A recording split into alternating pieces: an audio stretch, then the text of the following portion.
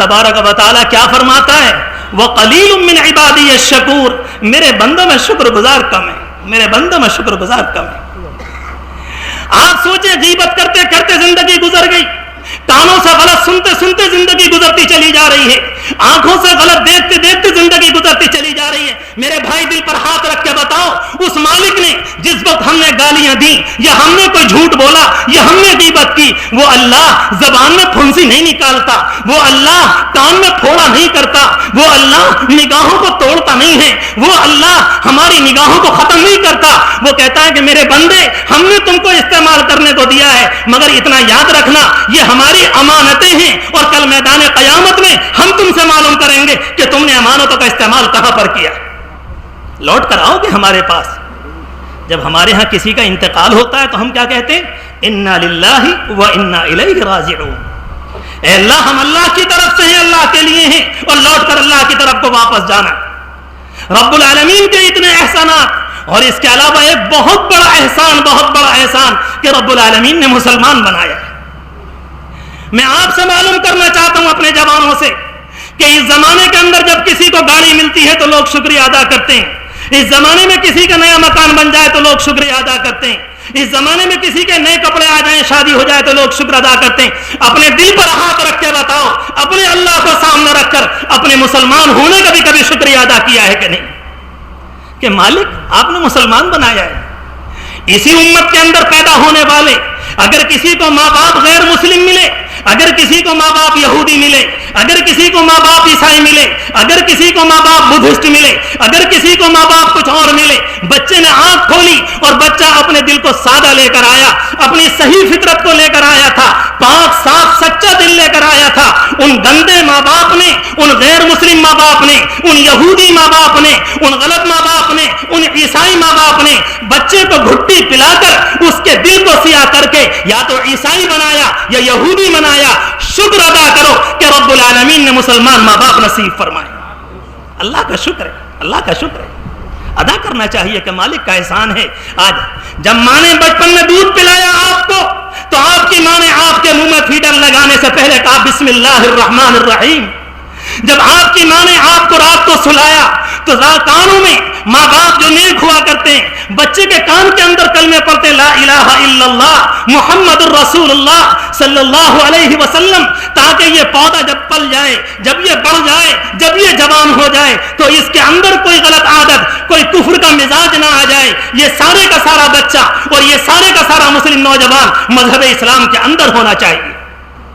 اتنی آسانی سے نہیں ہوتا جتنی آسانی سے ہم نے اور آپ نے سمجھا۔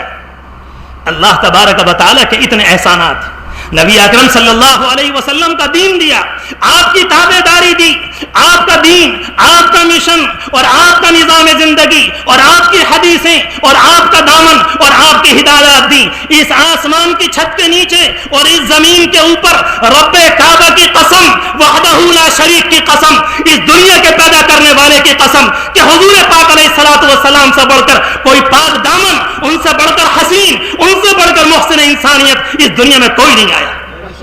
ہم ببانگ دوغل کہتے ہیں، اور دنیا کے تمام نظام اور دنیا کے تمام مذاہب اور دنیا کے اہل باطل سے یہ چیلنج کرنا چاہتے ہیں کہ تمہارے دھرم، تمہارے دیش بھگت اور دنیا کے تمام دھرم گرو، تم ایک انسان نہ بتا سکو گے جو حضور پاک علیہ السلام کے قدموں کی دھول کے برابر، تم نہیں کہہ سکتے۔ لوگوں کو تاریخ نہیں معلوم ہے، اس بنیاد پر حضور پاک علیہ الصلوۃ والسلام کی ذات عالی کو نشانہ بنایا جاتا ہے۔ کوئی آپ پر کوئی الزام لگاتا ہے، کوئی الزام لگاتا ہے، کوئی الزام لگاتا ہے۔ ابھی کچھ زمانے پہلے ہندوستان کی بات ہے، ایک صاحب جو دلت طبقے سے تعلق رکھنے والے صحافی ہیں، بہت بڑے صاحب قلم ہیں، غیر مسلم ہیں، لکھنے والے ہیں، بہت شاندار لکھتے ہیں، منتقل ہو کر بدھ مذہب کے اندر چلے گئے۔ ان سے کسی نے پوچھا کہ جی صحافی جی، آپ تو وہاں سے دلت طبقے سے نکل کر بدھ مذہب کے اندر آ گئے، آپ کو کیا ملا؟ کتنی ترقی ہوئی؟ کیا آپ برابری میں آ گئے؟ کیا اونچ نیچ ختم ہو گئی؟ کیا بڑے اور چھوٹے کا نظام ختم ہو گیا؟ کیا کالے گورے ختم ہو گئے؟ کیا بڑے والے غریبوں کے کنویں پر آ سکتے ہیں؟ کیا نیچے والے بڑوں کے کنویں پر آ سکتے ہیں؟ کیا آپس میں شادیاں ہو سکتی ہیں؟ کیا آپس کا نظام ہو سکتا ہے؟ کہنے لگے مولوی صاحب کھل کر نہ کہلوائیے، کھل کر نہ کہلوائیے، ہمارا معاملہ تو ایسا ہے کہ مثال دی جاتی ہے آسمان سے گرا کھجور پر اٹکا، ہم تو کھجور پر نہیں بلکہ آسمان سے گر کر کسی اور آسمان کے اوپر لٹک گئے۔ کہا کہ کیوں، خیریت تو ہے؟ کہا کہ اسی دلدل میں آج بھی باقی ہیں، وہی ساری اونچ نیچ، وہی سارا مذہب کا نظام، وہی امیر غریبی کی بیچ کی دیوار، وہی کالے گورے کا بیچ کا فرق، وہی دلت اور بڑے والوں کا بیچ کا فرق، یہ سارے کا نظام دنیا کے اندر موجود، ہمیں کوئی فرق نہیں ملا۔ ان مولوی صاحب نے کہا صحافی جی ہماری بھی سن لیجئے، آپ تو اخبار کے بہت بڑے رائٹر ہیں، ملک کے لکھنے والے ہیں، ہماری بھی آپ سن لیجئے۔ کہا کہ سنائیے۔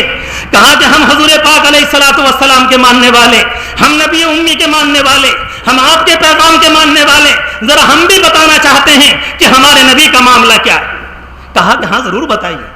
کہتے ہیں کہ ہم نے اپنے ملک کو، اپنے دلت نظام کو چھوڑ کر ہم نے گوتم بدھ کے نظام کو اپنایا، مگر کہتے ہیں وہ تو خود راجاؤں کی اولاد تھے، ان کی زندگی میں ان کے چاروں طرف گزرنے کے بعد بھی راجا ہی ٹہلتے رہے، وہ سارے کے سارے بڑے اور سرمایہ دار ٹہلتے رہے، اور ہم غریب طبقے کے لوگ، ہمیں ان کے پاس جا کر کچھ نہ ملا، وہ طبقہ پیچھے کا پیچھے رہ گیا اور راجا ان کے ساتھ ہوتے رہے، ہم اس لیے گئے تھے ہم وہاں کے وہیں پڑے رہ گئے۔ مولوی صاحب کہتے ہیں ذرا ہماری بھی سن لیجئے، ہم جس نبی کے غلام ہیں، نبی اکرم صلی اللہ علیہ وسلم کا نام لیتے ہیں، اور ان کے نام لینے کا معاملہ یہ ہے کہ جس زمانے میں وہ پیدا ہوئے اور جس زمانے میں ان کے دودھ پینے کا زمانہ تھا، ان کے بچپن کا دور تھا، ان کی غربت کا یہ حال تھا، ان کی کمزوری کا یہ حال تھا کہ عورتیں اس زمانے میں طائف سے، بنو ثقیف سے جو وہاں کا ایک قبیلہ تھا، کہ جب بچوں کو لینے کے لیے آئیں اور حضور پاک علیہ الصلوۃ والسلام کے گھر کے اندر داخل ہوئیں، وہاں پہنچی اور جا کر معلوم کیا کہ بچہ تو ہے، ہم لے کر جانا چاہتے ہیں۔ کہا کہ یہ بتلاؤ کہ ان کے والد کون ہیں؟ گھر میں سے آواز آئی کہ والد کا انتقال ہو چکا ہے۔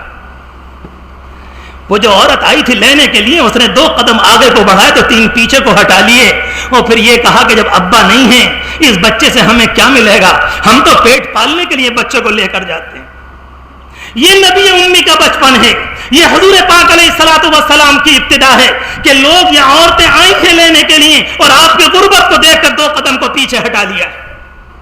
حضرت حلیمہ خود بیان فرماتی ہیں کہ جب میں پیچھے کو لوٹ کر آئی، واپس ہونے لگی، تو میرے شوہر نے مجھ سے کہا کہ حلیمہ اگر خالی جاؤ گی تو لوگ تانا کریں گے تمہارے اوپر، لوگ تمہارے اوپر جملے کسیں گے، کم از کم انہیں کو لے لو، کچھ بھی ہو کوئی بچہ نہیں مل رہا، کچھ تو ہوگا، ورنہ یہاں سے لے کر طائف تک اور بنو ثقیف تک یہ سارے کے سارے تمہارا مذاق اڑائیں گے۔ کہا کہ ٹھیک ہے جائیں، اور گھر کے اندر بچے کو جا کر لیا، اور خود کہتی ہے کہ بچہ سویا ہوا تھا، جب میں گئی تو کپڑے کے اندر ڈھکا ہوا، جیسے ہی میں نے کپڑے کو کھولا اور چہرے انور کھلا، کہتے قسم خدا کی بچہ میرے دل میں اتر گیا،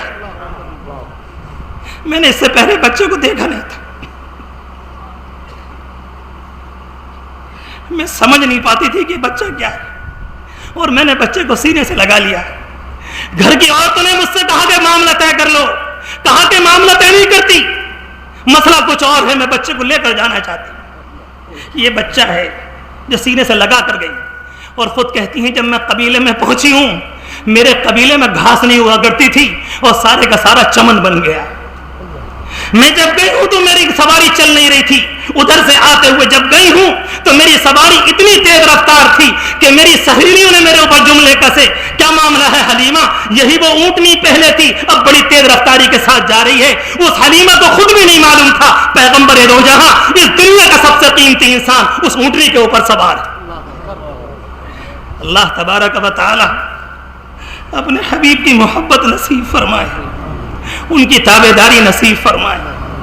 میں لمبی چوڑی تفصیل میں نہیں جاتا، صرف ایک بات عرض کرنا چاہتا تھا کہ اللہ تبارک و تعالی نے آپ کے ذریعے جو نظام دیا، جب انہوں نے یہ سارے واقعات سنے ان کی آنکھیں کھل گئیں اور کہنے لگے کہ واقعی آئیڈیل اور نمونہ تو ایسا ہمیں چاہیے تھا، ہم دلت تھے، نیچے سے نکل کر آئے تھے، ہمیں تو ایسے سہارے کی ضرورت تھی جو ہمیں کم از کم ہمارے دل کی مراد اور ہمارے پیاس اور ہمارے لیے انتظام ہوتا، ہمارے ذہن کا، ہماری پریشانیوں کے دور کرنے کا ذریعہ بنتا۔ ہمیں تو لیڈر ایسا ہی چاہیے تھا جیسا کہ آپ بیان کر رہے ہیں۔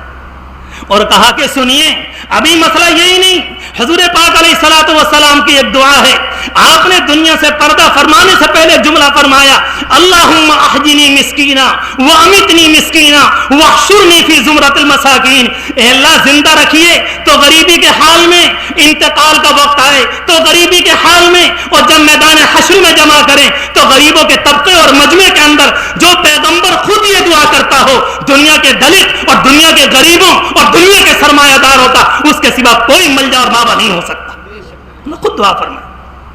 بہرحال نبی اکرم صلی اللہ علیہ وسلم کی ذات عالی ہمارے اور آپ کے حصے میں آئی. میں آج اپنے آپ سے بھی کہوں, اپنے نوجوانوں سے بھی کہنا چاہتا ہوں کہ حضور پاک صلی اللہ علیہ وسلم کی تابعداری اور حضور پاک علیہ الصلوۃ والسلام کے متبع ہونے کی حیثیت سے اور آپ کے غلام ہونے کی حیثیت سے دل کے اوپر ہاتھ رکھ کے طے کر کے جاؤ کہ کچھ بھی ہو جائے کہ اس زمانے میں دنیا کے دجالوں نے اور اس زمانے میں دنیا کے فراعنہ نے اور اس زمانے میں دنیا کے قذاقوں نے اور دنیا کے لٹیروں نے یہ قسم کھا کر میدان میں آئے ہیں کہ امت مسلمہ سے پیغمبر کے دامن کو چھیننا ہے. قسم کھا کر یہ کہہ دو کہ ہوا لوٹ جاؤ یہاں سے, ہم پیغمبر کے دامن کو چھوڑنے والے نہیں. یہ کہو دنیا سے, سیدھی سیدھی بات, کوئی صلح نہیں حضور پاک علیہ الصلوۃ والسلام کے نام نامی میں, کوئی صلح نہیں آپ کے دین کے اوپر.